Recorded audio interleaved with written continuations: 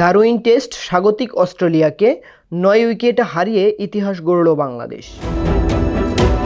এই জয়ের মাধ্যমে 9 বছর পর টেস্ট অস্ট্রেলিয়াকে হারালো টিম টাইগার। অস্ট্রেলিয়ার মাটিতে বাংলাদেশের এটি প্রথম টেস্ট জয়, আর টেস্টে অস্ট্রেলিয়ার বিপক্ষে বাংলাদেশের দ্বিতীয় জয়। অবস্মরণীয় এ জয় পেতে অজিদের প্রথম টেস্টের দ্বিতীয় ইনিংসে 284 রানে অল আউট করে সফরকারীরা। টাইগারদের সামনে ঐতিহাসিক টেস্ট জিততে লক্ষ্য দাঁড়ায় মাত্র 57 রান। মাত্র 1 উইকেট হারিয়ে লক্ষ্যে পৌঁছে যায় নাজমুল হাসান শান্তর দল।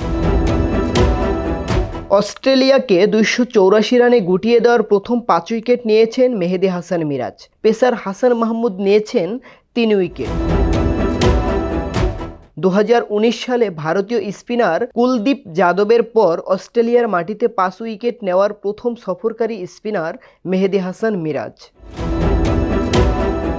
টেস্ট চ্যাম্পিয়নশিপে শীর্ষে থাকা অস্ট্রেলিয়ার বিপক্ষে টাইগারদের এ জয় বিভিন্ন কারণে ঐতিহাসিক। উল্লেখ্য, অস্ট্রেলিয়ার মাটিতে কোনোদিন টেস্ট জেতেনি শ্রীলঙ্কা, আর পাকিস্তান সর্বশেষ টেস্ট জিতেছে 1995 সালে।